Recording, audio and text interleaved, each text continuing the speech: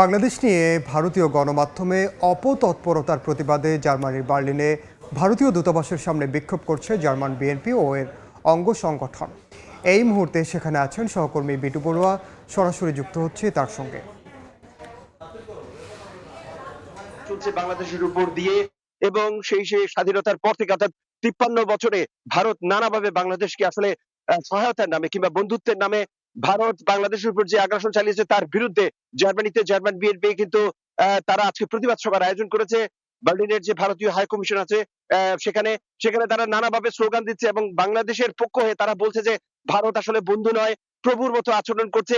একই সাথে গত 5ই আগস্টের বাংলাদেশের যে সরকারের পতন হয়েছে সেই পতনকে নিয়ে তারা নানাভাবে প্রোপাগান্ডা চালাচ্ছে। একই সাথে বাংলাদেশ বিরোধী যে আন্তর্জাতিক ষড়যন্ত্র সেটিতেও তারা আসলে নানাভাবে জড়িয়ে যাচ্ছে বলে এখানকার যে জার্মান বিএনপির নেতৃবৃন্দ আছে তারা কিন্তু নানাভাবে আমাদেরকে জানাচ্ছে। একই সাথে তারা এই স্লোগানের মধ্যে দিয়ে বলছে যে বাংলাদেশে বিভিন্ন প্রেক্ষাপটে বিশেষ করে সীমান্তে যে হত্যা অর্থাৎ 53 বছরে এখন পর্যন্ত 2000-এরও বেশি বাংলাদেশি নাগরিককে ভারতীয় সীমান্ত রক্ষী বাহিনী বিএসএফ গুলি করে হত্যা করেছে এবং একই সাথে যে আন্তর্জাতিক নদীর যে ন্যায্য পাওনা সেটি কিন্তু ভারত সরকার বাংলাদেশকে যে দিচ্ছে না সেটাও কিন্তু তারা এখানে তুলে ধরেছে। একই সাথে বলছে যে আসলে ভারতের সাম্প্রতিক সময়ে ভারতের যে মিডিয়া এবং এই মিডিয়ার যারা রয়েছে তারা কিন্তু নানাভাবে ভারতের যে মিডিয়া রয়েছে তারা কিন্তু নানাভাবে বাংলাদেশের বিরুদ্ধে যে অপপ্রচার চালাচ্ছে সেটাও বলছে এবং এই ধরনের অপপ্রচারের কারণে বলা হচ্ছে যে আসলে বাংলাদেশের যে হিন্দু এবং মুসলিম বৌদ্ধ খ্রিস্টান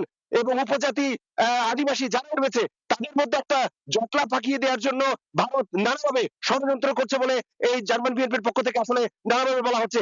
একই সাথে সাম্প্রতিক সময়ে বাংলাদেশকে নিয়ে যে ধরনের আন্তর্জাতিক ষড়যন্ত্র করছে সে বিষয়ে আমরা একটু কথা বলবো জার্মান বিএনপির সভাপতি আকুল মিয়ার সাথে। বিসমিল্লাহির রহমানির রহিম। আমরা এখানে ইন্ডিয়ান এমবেসির সামনে এসেছি।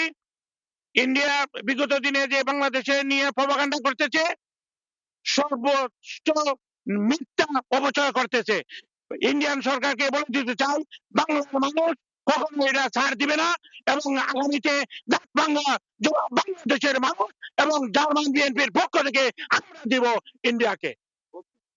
ঠিক যেমনটা শুনছিলাম যে জার্মান বিএনপির সভাপতি তিনি কিন্তু এবং অন্যান্য যারা রয়েছে গনি সরকার যিনি সাধারণ সম্পাদক তিনিও বলছেন যে ভারত যে ধরনের আন্তর্জাতিক ষড়যন্ত্র করছে বাংলাদেশের বিরুদ্ধে সেটি এবং গত নির্বাচনগুলোতে ভারতের যে আধিপত্য ছিল সেটি এখন শেষ সময়ের অপেক্ষায় রয়েছে। সেজন্য আজকে ভারতের হাই কমিশনে স্মারকলিপি দেওয়া হবে জার্মান বিএনপির পক্ষ থেকে এবং বলা হবে বাংলাদেশের দিকে যদি চোখ তুলে তাকানো হয় তাহলে তার ন্যায্য এবং উচিত জবাব দেওয়া হবে। তো এই ছিল ভারতীয় হাই কমিশনের সামনে আমার কাছে বিক্ষোভের সর্বশেষ।